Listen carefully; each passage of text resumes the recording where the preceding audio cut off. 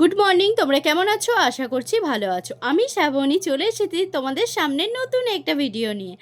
গায়ে মেয়ে শ্রাবণী ব্লগ চ্যানেলে সকলকে জানাই অসংখ্য ভালোবাসা, বড়দেরকে প্রণাম, ছোটদেরকে ভালোবাসা।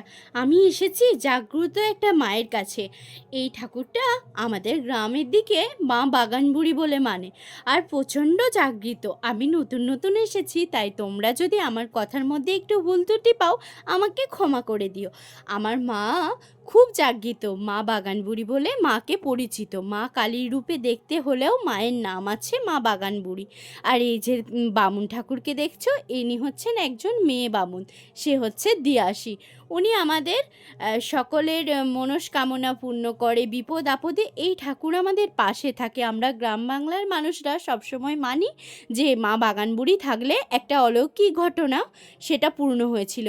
আমাদের পাশের একটা গ্রামে একটা মানুষ প্রচণ্ড অসুস্থ হয়েছিল, আর তখন এই দেবী আমাদেরকে আমার দাদু ঠাকুমার আমলের কথা শুনেছি দাদু দিদার কাছে, যে এই ঠাকুর নাকি সেই মানুষটাকে দেখা দিয়েছিল।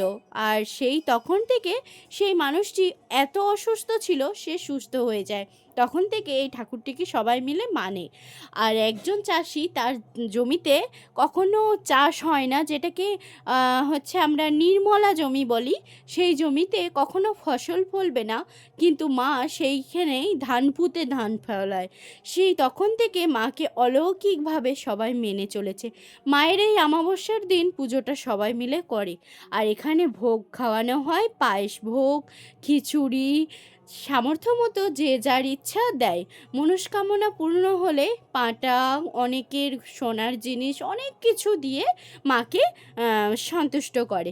আর আমরা চলে গেছিলাম সেরকমই একটা জাগৃত দেবীর কাছে। আমি তো প্রায়ই পুজো দিতে যাই, কিন্তু মায়ের সেভাবে ভিডিও বানানো হয় না।